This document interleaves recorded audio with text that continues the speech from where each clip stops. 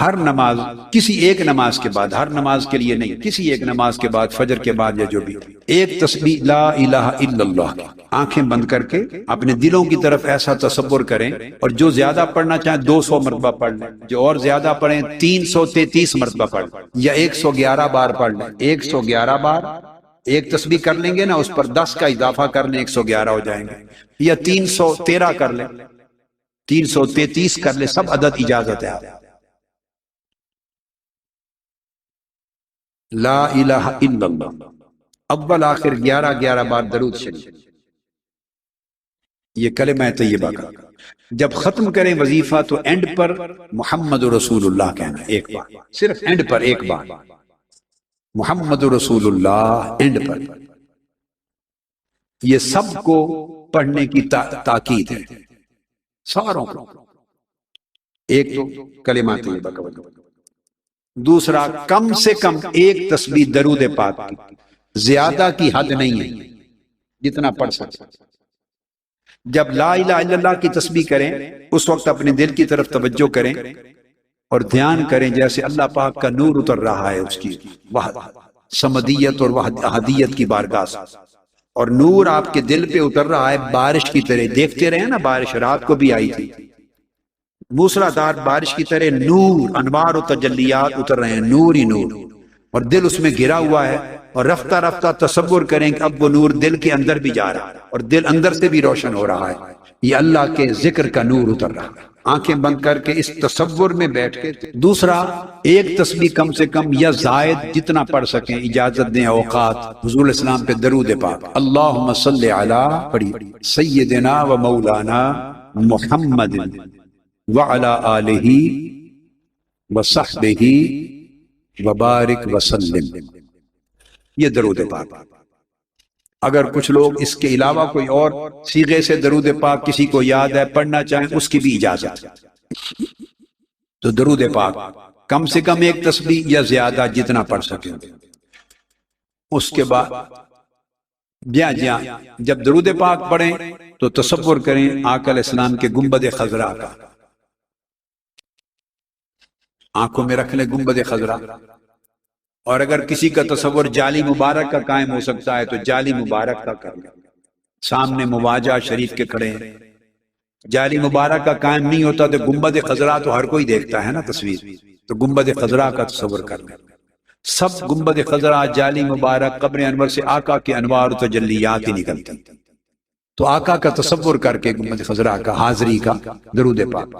تیسری تسبیح استغفار، استغفر اللہ العظیم الذی لا الہ الا ھو الحی القیوم واتوب الیہ، یہ استغفار 100 مرتبہ، ایک تسبیح، یہ 3 ہو گئی۔ اس کے بعد کوئی پریشانی ہو، رزق میں تنگی ہے، کاروبار میں تنگی ہے، مشکل اوقات ہیں، اس قسم کی چیزوں کے لیے سورہ لإلاف قریش 11 مرتبہ، پھر 11 مرتبہ سورہ الماعون ارأیت الذی یکذب بالدین، پھر 11 مرتبہ انا اعطیناک الکوثر۔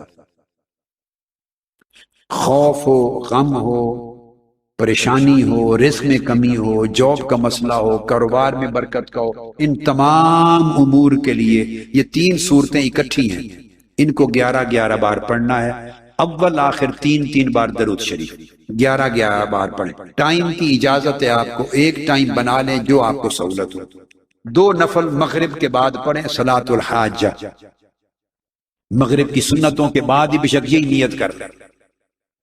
پہلی رکعت میں قل یا ایھا الکافرون، دوسری میں قل ھو اللہ احد، یہ پڑھ کے 2 رکعت نفل پڑھ کے تو پھر دعا کر لیں، اور اگر اس ٹائم وقت اجازت دے تو یہ 3 صورتیں جو بتائی ہیں اس کے ساتھ ملا لیں، الکوثر تک، القریش، الماعون، الکوثر، یہ روزگار، پریشانیاں وغیرہ معاملات۔ اگر کوئی نہیں، یہ صورتیں 3 دفعہ بھی پڑھ سکتے، مگر 11 بار پڑھیں تو اچھا، 11 بار تینوں صورتیں، درود پاک اول آخر 3 بار۔ اس کے بعد اگر بیماری ہے، آپ کو ہے، گھر میں کسی کو ہے، سب کی، یہ فیوزات محمدیہ لے لیں، فیوزات محمدیہ اس فیوزات محمدیہ پر صفحہ نمبر 349 پر 300 اور رزق میں جو کچھ رزق میں پریشانی ہے وہ 3 صورتیں بتا دی نا، اس کے ساتھ رزق میں ساتھ یا باسط یا باسط یا وہاب، کیا یا باسط یا وہاب پڑھیے، یا باسط یا وہاب، یا باسط یا وہاب، یا باسط یا وہاب، تو یہ بھی پڑھ سکتے ہیں، اور یا باسط یا واسع، واسع وسعت سے 2 اسماء پڑھیں، یا تینوں ملا کے پڑھنا چاہیں جیسے جیسے یاد رہے، یا باسط یا واسع یا وہاب پڑھیے، یا باسط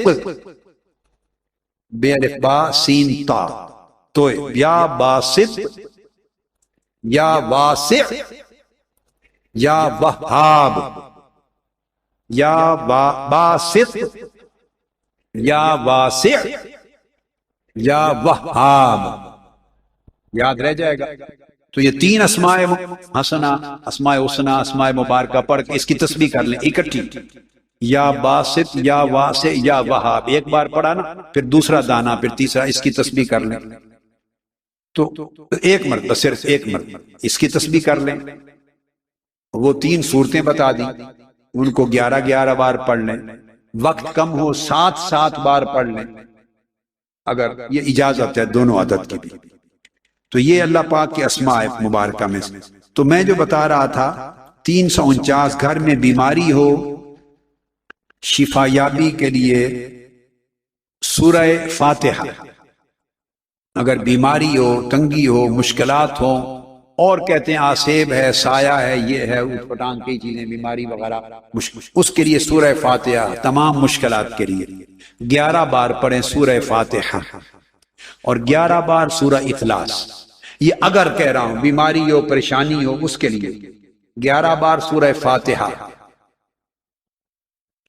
یہ بعد میں آپ ریکارڈنگ لے لینا اتنا حصہ، تو اس میں ہر کوئی سن لے گا۔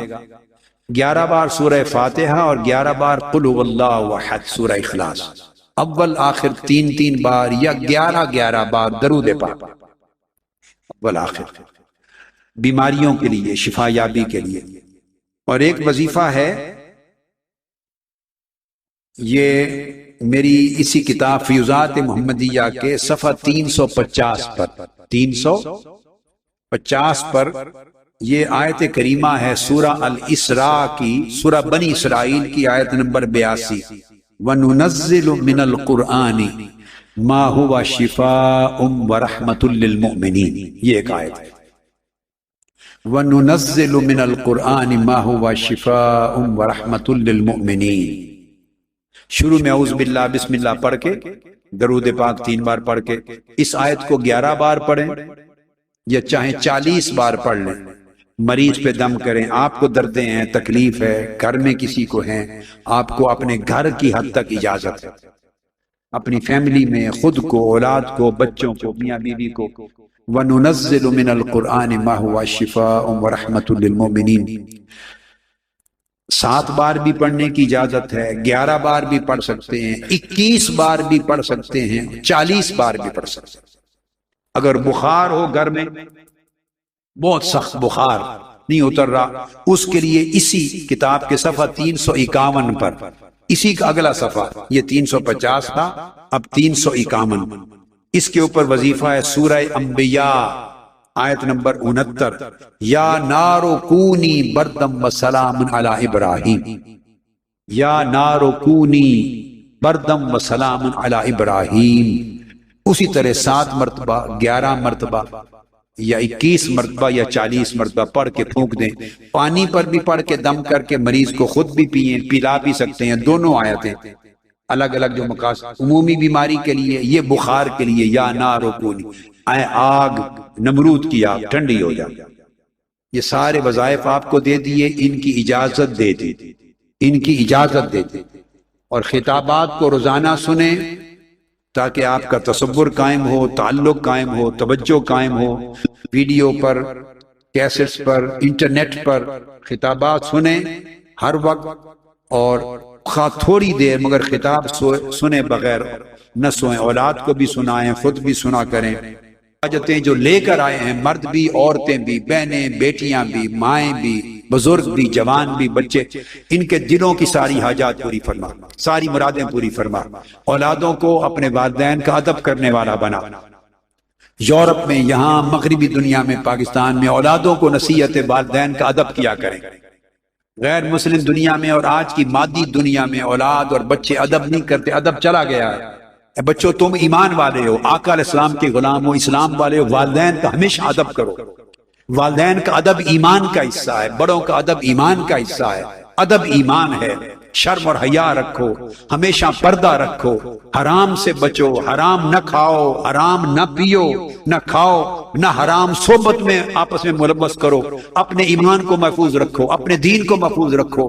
آپ آقا علیہ السلام کا کلمہ پڑھنے والے ہیں، بے دین اور کافر بچوں اور بچیوں کے نقش قدم پہ نہ چلیں، اس معاشرے کی فحاشی، عریانی، بے حیائی کی پیروی نہ کریں، ہمیشہ استقامت کے ساتھ رہیں، ایمان پر رہیں، تقوی پہ رہیں، حیا پہ رہیں، دین پہ رہیں۔ اس میں خیر ہے، اگلی نسلوں کی اور آقا علیہ السلام کی شفاعت نصیب ہوگی۔ والدین بھی اولاد کی نیک تربیت کریں، باری تعالیٰ انہیں اچھی تربیت کی توفیق دے۔